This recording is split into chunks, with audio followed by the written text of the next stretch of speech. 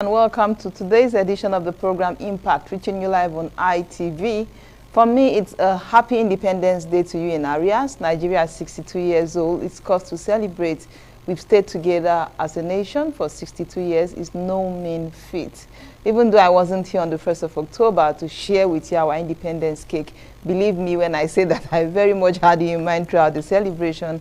And I'm glad that today on the program we're going to have time together, to share thoughts on several issues. Now, to start with, there's been a clamor over the years for us to have our own national airline.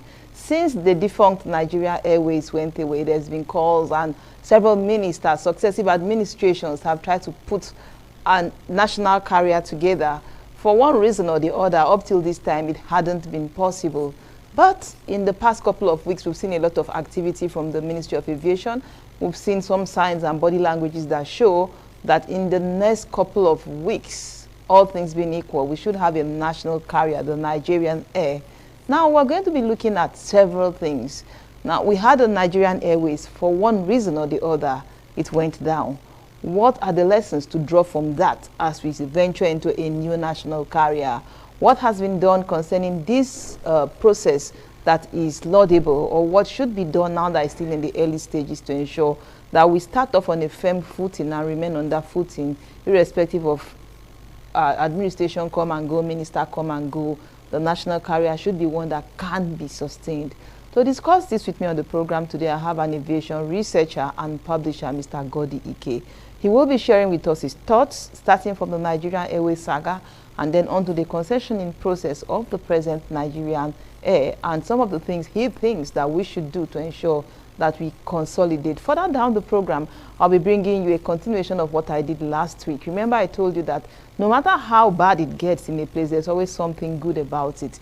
Even a clock that is wrong is right twice in a day. A clock that has stopped completely is right 2 times a day. So I asked all of you last week to call in and say one good thing about Nigeria. I don't want you to write a list, just one good thing about Nigeria. We have somebody who has sent in her thoughts, what she thinks is her own good thing about Nigeria. I'll be sharing that with you later on in the program. But first, we're starting off on the Nigerian Air, and with me is Mr. Godi Ike. You're welcome on the program. Oh, thank you, Francis. How are you there? Fine, thank you. Happy Independence and happy birthday too. It was your birthday. Yes, it was my birthday while Nigeria was celebrating the 62nd birthday. I celebrated the 65th. Whoa. Birthday. Congratulations. Yeah, thank you. It was quite fun, because my children gave me a big surprise. Whoa. Two of them in the UK and the third one in the US. They got together, organized a beautiful dinner for family and a few friends. Didn't even talk to me about it until 48 hours to the time. And we went to this Chinese restaurant and had fun on their behalf. Not 1 naira of my money went into Wow. Wow. That was good fun. I didn't expect it. I didn't expect it at all. But it came as a surprise. And talk about payback time. I remember all the other birthdays you must have done for them, and also this is the time to begin to reap. Yeah, it was quite thoughtful of them, quite very thoughtful of them, and then they surprised, they hid it from me until 48 hours to the time. Well, and that was when I started, sending text messages to a few friends to join me there, and it was nice. We wish you many, many more pleasant surprises like the one you had on Independence Day. Yeah. And there's another surprise in the offing. You are an aviation enthusiast. I believe you are one of those persons who has been calling for the national carrier. Yeah. So now that it's finally coming, how do you feel about the fact that we are soon going to have a national carrier?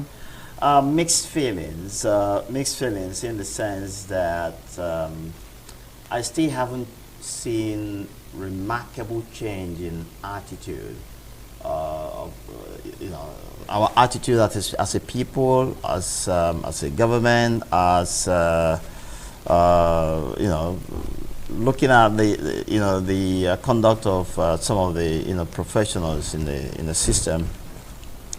I still haven't seen a remarkable change, and if we don't handle this one coming, in a more professional and sincere way, I'm afraid what happened to Nigeria Airways may happen again.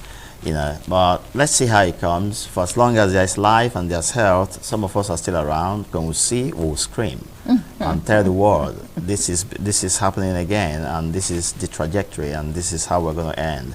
You know, and so maybe it will put a few people, you know, under control. You know, get them to begin to do what is right, so that that particular airline will survive. You know, so we're waiting. Okay, so let's start with the concessioning process. You know, all over the world, it is being said that government has no business in business.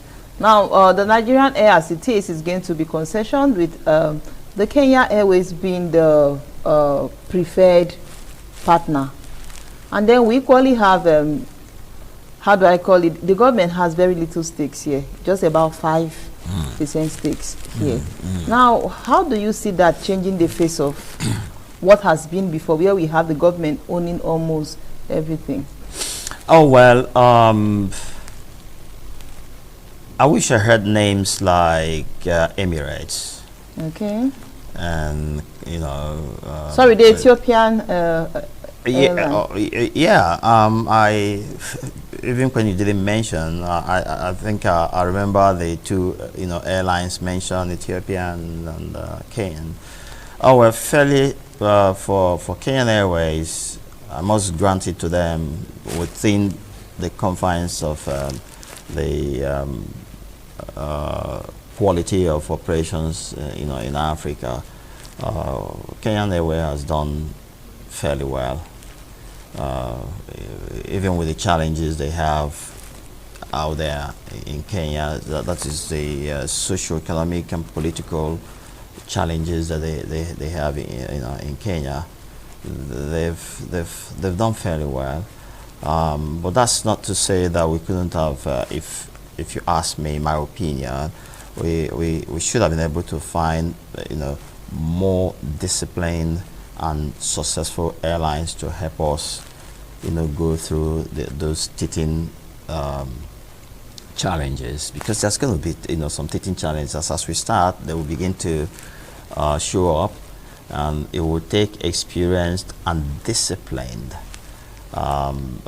organizations to ensure that what is right is done and seen to be done, so that the airline will survive. And as we go on, I will reel out to you. I don't know how much time we have in this program, because I need to reel out to you what went wrong with Nigeria Airways. Okay. And then you begin to wonder, can we still avoid those kind of things happening, and then ensure that this particular one is run with extreme sincerity, responsibility, and purposefulness. If we don't, I'm afraid this one will fail.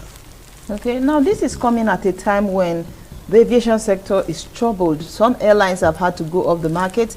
Severally, we've seen airlines having to stand down their flights. In fact, a couple of days ago, one woman was irate on social media. She had booked 2 flights from different locations in Nigeria for her daughters to join her for a celebration at home, and apparently Ibom Air cancelled. Another airline, I don't remember, which equally cancelled the flight. We know what the issues are: the aviation fuel issues, the difficulty with getting forex, and all of that. So coming at a period like this, what do you think the Nigerian Air can do to ensure that it's able to withstand these challenges? The point is that when they talk about challenges, the mistake I see the airlines making is that they always think that it's only government that can give them solution to their problems, which is really being naive. Yes, it's true that government has no business doing business, but government is there to set all the rules and regulations and the enabling environment to enable the private sector run through. But then, excuse me, when it is clear that government is having its own fair share of challenges, it behooves on people who are knowledgeable, responsible, and have a purpose in mind to succeed, to do what is needful within the confines of the law, to ensure that they get out of the trouble. If you ask me, I would tell you categorically that I don't think that those are our airline operators, they call them AON, Airline Operators of Nigeria. If you ask me, I'm beginning to think that they are not really interested in having those challenges, resolved in order to make their services, run smoothly. Why do I say that? As a researcher and publisher and concerned stakeholder in the aviation industry, I use my contacts outside this country and pulled a few things together, made it possible that they can get any volume of forex that they need.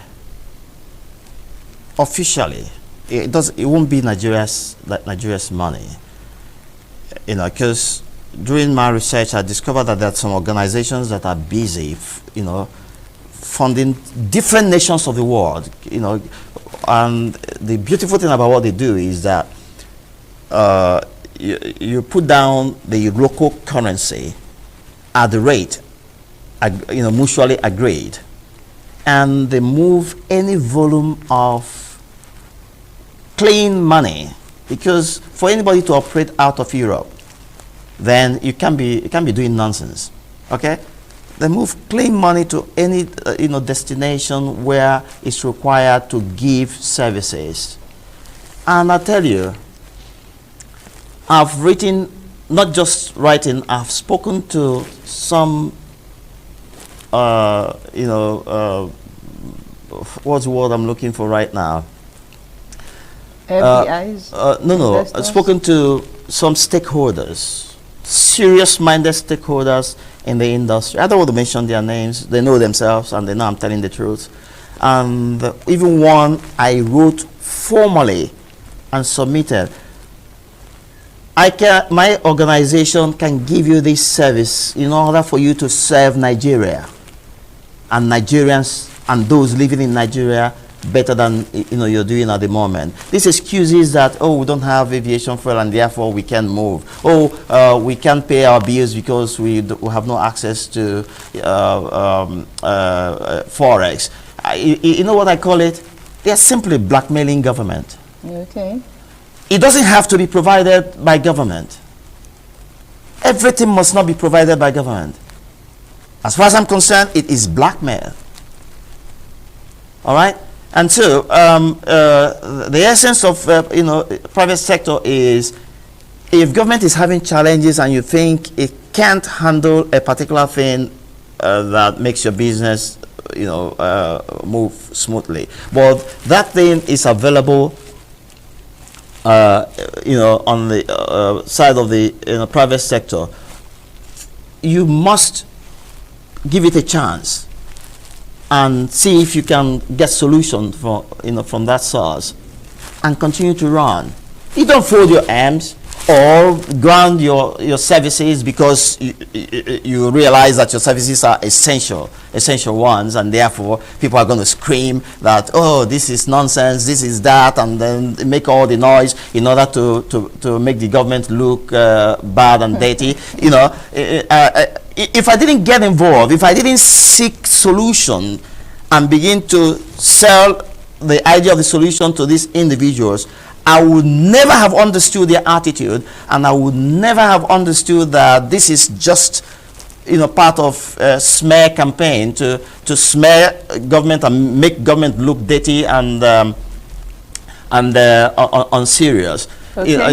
Yes, honestly, if I didn't get involved and haven't seen the attitude that they have and why this whole thing is going on in the manner it's going, I would have joined them in their smear campaign out of ignorance, thinking that truly that government is not helping. But the truth is that they can get all these problems solved outside government, within the confines of the law.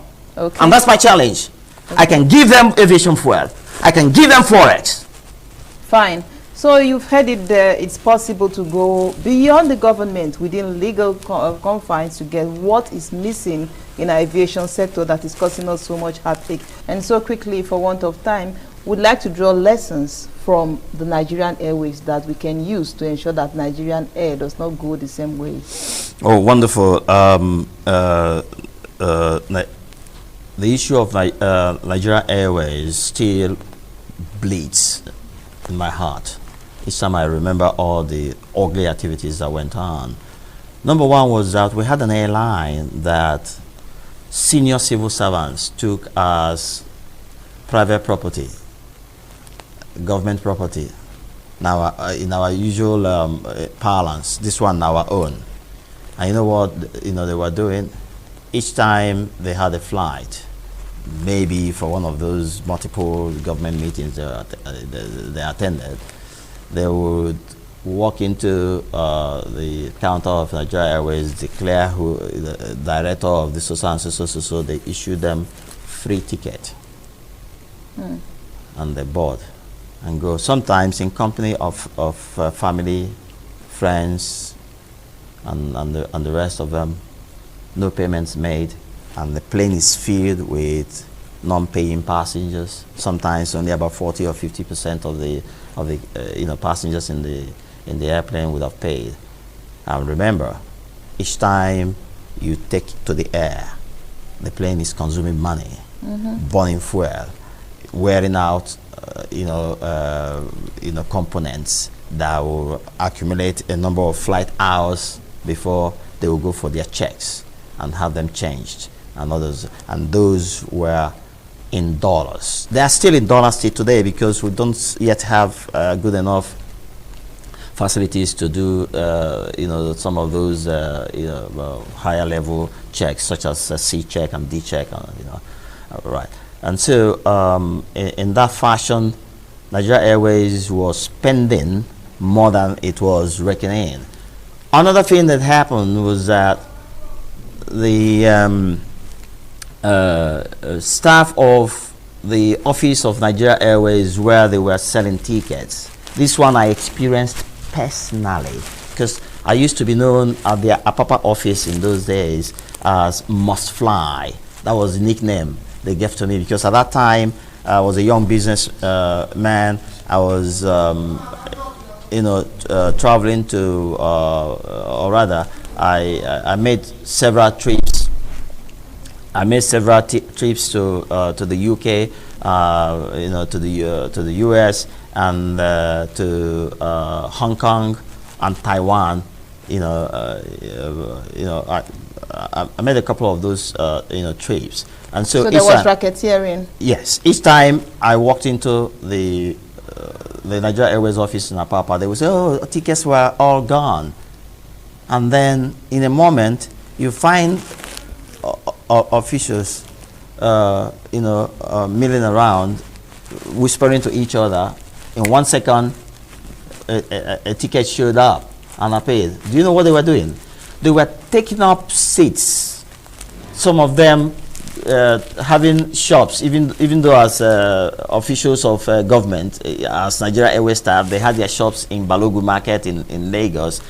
Every weekend, starting from Thursday, Friday, they went to London to buy stuff for sale in Balogun Market and came back on Sunday, sometimes on Monday, on totally free flights. Okay, so sorry, because of time we would have to stop, but we must continue this discussion same time next week. Okay. Even if it means taking all of the time to analyze, because this is very important. It is not something we should. Yeah, a whole lot of things that we need to talk about. What went wrong with Nigeria Airways? A whole lot, including their operation activities, including the crash that took place in July 11th, 1991, from Jeddah to Sokoto, that slaughtered 261 people. I will tell you what happened to that flight, and then you see how irresponsible we were as a people. All right, so we'll be taking all of that next week on the program, same time, same station, just so that we can get our Nigerian air right. My guest has been Mr. Godi Ike. He's an aviation